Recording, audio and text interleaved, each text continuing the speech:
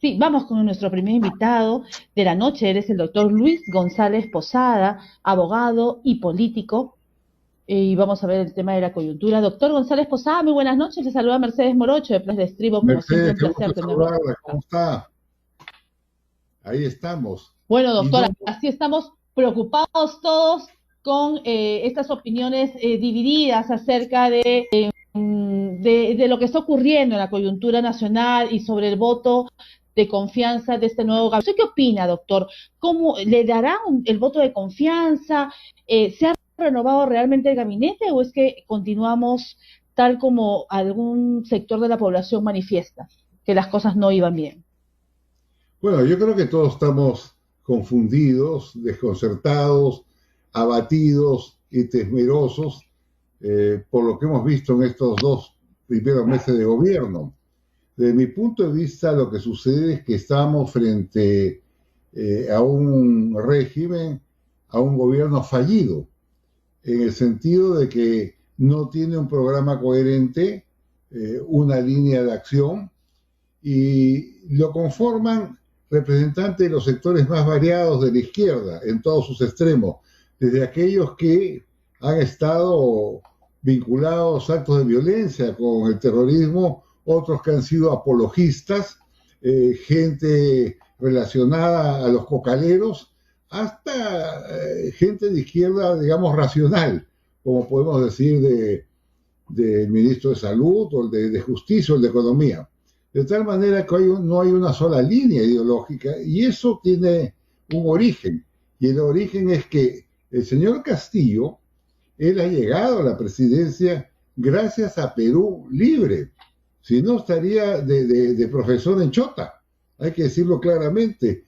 El Perú Libre le dio su membresía, lo hizo su candidato, él suscribió su programa político, y fueron los militantes de ese partido los que hicieron toda la campaña, la financiaron, lo movilizaron y lo dejaron en la presidencia.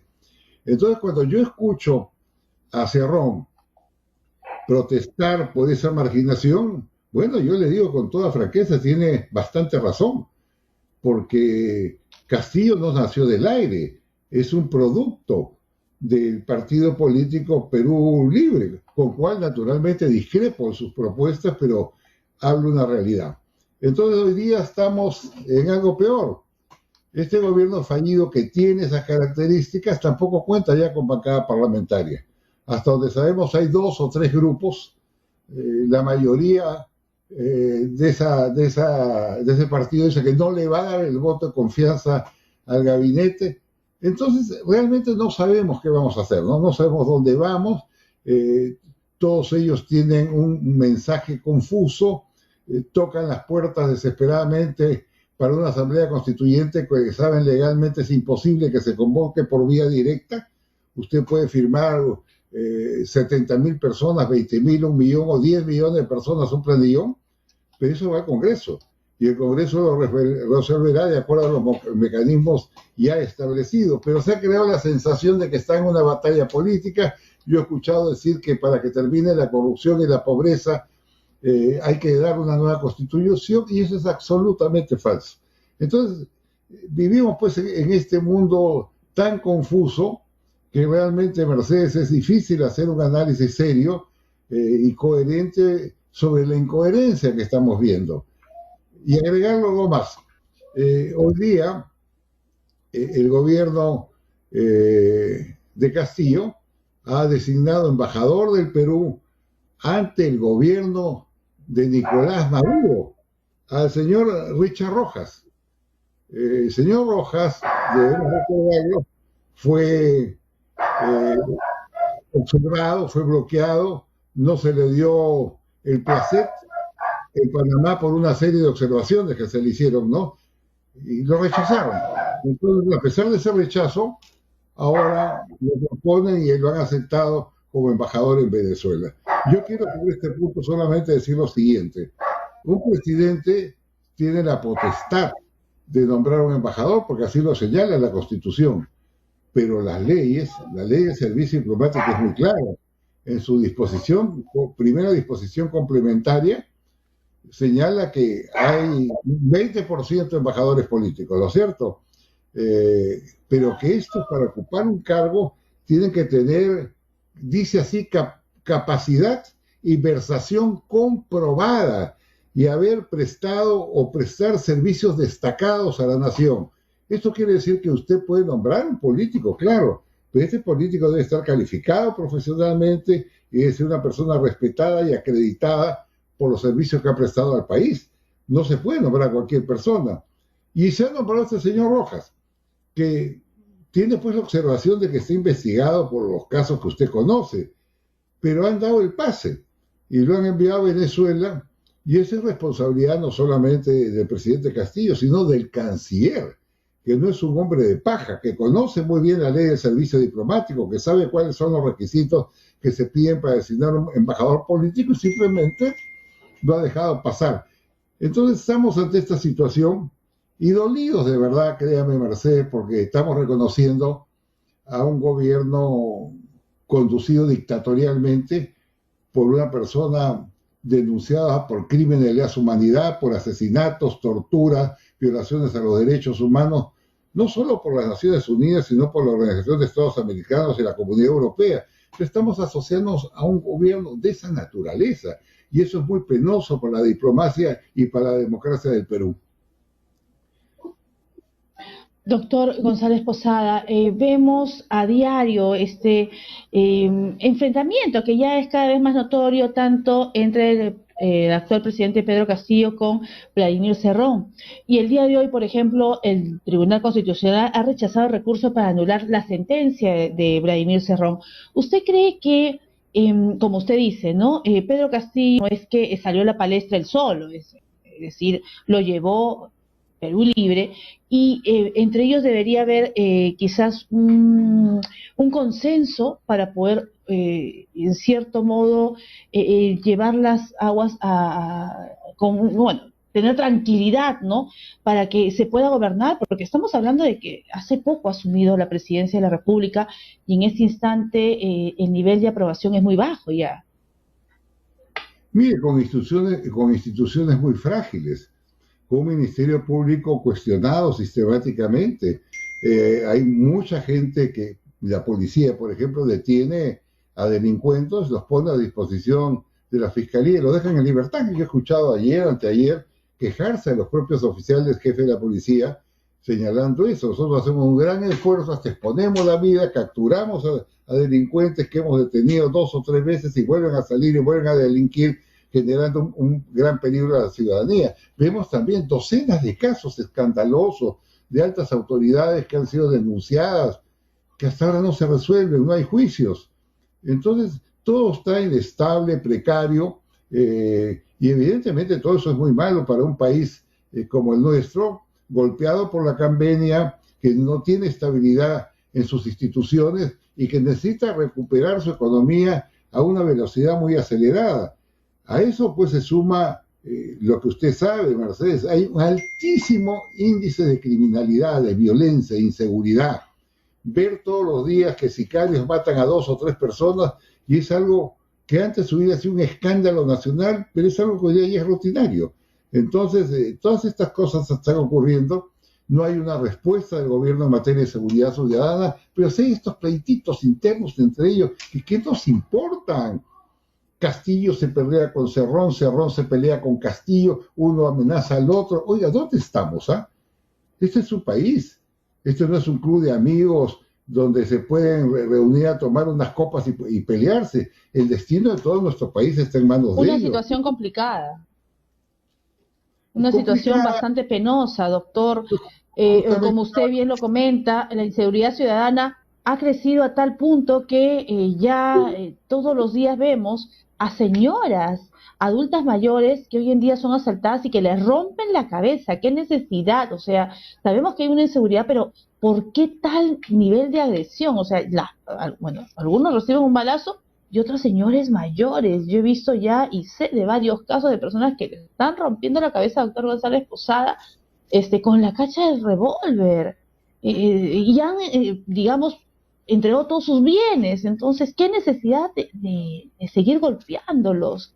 De verdad, el nivel de agresión es muy fuerte y de la delincuencia también. Y la gente, Mercedes, tiene miedo y no hay política de Estado, no hay política de Estado, porque si lo hubiera, por ejemplo, se habría dispuesto que grupos calificados de las Fuerzas Armadas apoyaran a la seguridad ciudadana como hay en otros países del mundo. Si usted recorre Europa, va a ver las tanquetas del ejército en los lugares públicos, acompañado de la Policía Nacional, por supuesto. Pero acá tenemos un gran potencial en las Fuerzas Armadas que no lo utilizamos. Tenemos empresas privadas de seguridad que cuentan con 120.000 hombres, y de los cuales 50.000 de ellos por lo menos tienen arma de fuego y adiestramiento, y de acuerdo a la ley, una ley que promoví cuando era parlamentario, están obligados a colaborar con la Policía Nacional y no lo hacen porque nadie se los pide. Entonces, no hay derecho que los ciudadanos vivan con temores, angustias, miedo por la falta de seguridad, en un clima además tóxico, donde yo, ¿por qué tengo que estar mirando estas peleas entre uno y el otro, insultos, agresiones? Realmente a mí me parece deplorable lo que estamos viendo, lo que está ocurriendo. Pero no sorprendente, mire, no sorprendente, Mercedes. Si se analiza el hilo, como se dice, verá usted lo siguiente, solo un ejemplo. El señor Bellido en campaña prometió 3 cosas. Asamblea Constituyente, expulsar a la Embajada de los Estados Unidos del Perú, expulsar a la DEA del Perú y expulsar al USAID, que es el organismo de los Estados Unidos de apoyo a los programas de desarrollo económico y social, y que acaba de dar un préstamo o una cooperación de 320 o 330 millones de dólares. Muy bien, eso ofreció Castillo. A esa persona que ofrece lo que le estoy diciendo, que es ofrecer confrontación e inestabilidad, lo hicieron primer ministro. Entonces, ¿qué queremos? Lo hicieron primer ministro, y quien lo hizo primer ministro, el señor Castillo, y también hay que hacérselo recordar, dijo entre otras cosas que había que desaparecer del Grupo de Lima, que ya lo están haciendo, y dijo que había también que expulsar del país a USAID, este organismo de los Estados Unidos. Y finalmente, como se dice, ¿no?, la cereza que está encima de la torta, viene pues el reforzador internacional, que es el cocalero Evo Morales, que ha estado 3 veces en el Perú. ¿Y sabe qué ha dicho que esas 3 veces? El Perú debe tener una asamblea constituyente, tienen que expulsar a la DEA del país, tienen que expulsar a USAID del país, tienen que nacionalizar las empresas. Entonces, ¿dónde estamos? Ahí está el libreto. ¿De qué nos extrañamos? Yo le soy absolutamente claro por eso decirle y concluir que yo veo un gobierno fallido, no tiene destino, no tiene rumbo, no lo tuvo el anterior gabinete y no lo va a tener este gabinete tampoco, porque no tienen una línea de definición política, porque el grupo de gobierno está acostumbrado a confrontar, enfrentar, a hacer huelgas, piquetes, bloqueo de carretera, a la agresión. Ellos no tienen una política de concordia y unidad nacional que es absolutamente indispensable para manejar un Estado de por sí complicado como el nuestro, ¿no? Tratar de llegar a un consenso, doctor, porque eso es, deberían entender de que actualmente todavía estamos nosotros en pandemia, hay mucha gente que es temerosa, e incluso no hay también un gran índice de personas que no desean vacunarse, porque ya no creen en la vacuna y no creen en la política, dicho sea de paso, y esto trae pues también a colación que el día de hoy el Poder Judicial dejó al voto este recurso de Martín Vizcarra para dejar sin efecto, sin habilitación política por todo el caso de las vacunas, doctor, y sobre ello todavía tampoco se ha investigado, estamos a la espera de esta segunda lista, que ha pasado tantas cosas, pero igual, no nos olvidemos que existe una segunda lista del Vacunagate que no se ha expuesto, y sería importante saber un poco para darnos cuenta, ¿no?, a qué nivel de corrupción se realizó esta primera etapa en la inoculación de las vacunas.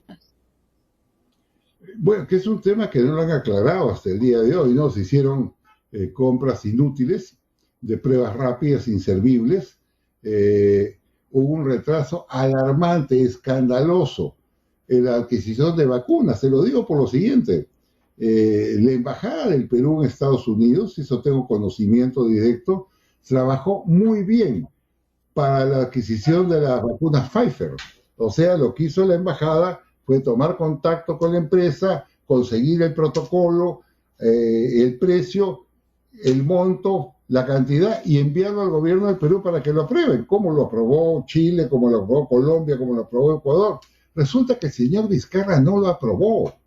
Ese trabajo lo concluyó nuestra embajada y no lo aprobó, digamos, septiembre, octubre, noviembre, diciembre, y esos 3 o 4 meses han muerto miles de seres humanos. Si eso se había aprobado, yo quiero, por ejemplo, que alguien me explique por qué no hay una comisión investigadora sobre el tema, por qué la Contraloría no interviene y le dice, bueno, señores, la Cancillería cumplió, díganme usted cómo es posible que no firmar el cheque para pagar las vacunas, porque recién lo hizo Sagasti, ¿no? Cuando se están produciendo tantas muertes en nuestro país. Entonces, hay mucho todavía que hurgar, que ver, pero todo lo que tenemos que hurgar o ver, naturalmente todo lo relacionado a Vizcarra es tóxico.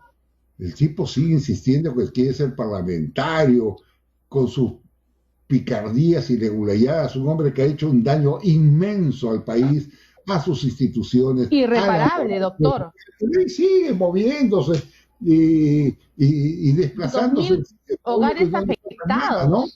Con la pérdida de uno de los integrantes, más de 100.000 huérfanos, gente que se ha quedado en la nada. La pérdida de un familiar es algo invaluable. Realmente, doctor, esperemos pues que se den una profunda investigación.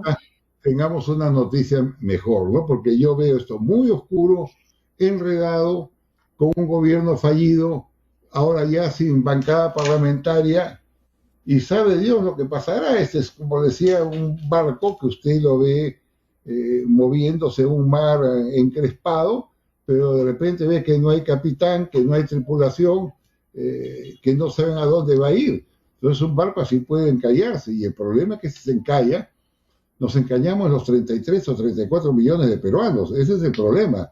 Así que bueno, esperemos una reflexión, esperemos que con inteligencia se busque una gran concertación de unidad nacional, que es lo que necesita el Perú, sin demagogia, sin irresponsabilidad, sin mentir a la población de que si da usted una constituyente deja de ser pobre, lucha contra la corrupción, tiene más hospitales o escuelas. Eso es mentira.